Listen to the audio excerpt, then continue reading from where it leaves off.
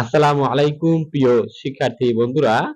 আজকে নবম ও দশম শ্রেণীর জীবন ও জীবিকা বই থেকে প্রথম অধ্যায় আর্থিক ভাবনার পৃষ্ঠা নাম্বার 3 ছক পূরণ 1.1 পরিবারের পরোক্ষ আয় বৃদ্ধির ছকটা মূলত পূরণ করব।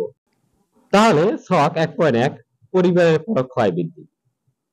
এরপর দেওয়া আছে পরোক্ষ আয় বৃদ্ধিতে পরিবারের সদস্যদের উদ্বুদ্ধ করতে আমরা কি করব, কিভাবে করব। তাহলে চলো শুরুতেই দেখি কিভাবে সাজানো যায়। 1 নম্বরে আছে যে পরোক্ষ আয়ের উৎসগুলো খুঁজে বের করব এবং পরিবারের সবাই অনুসরণ করব। 2 নম্বরে আর্থিক পরিকল্পনা নিয়ে আলোচনা করার জন্য পরিবারের সদস্যদের সাথে সভা আলোচনা করব। 3 নম্বরে পরোক্ষ আয় বাড়ানোর জন্য পরিবারের সদস্যদের পুরস্কারের ব্যবস্থা করব। এরপরে কিভাবে করব? 1 আয়ের চেয়ে ব্যয় কম করব।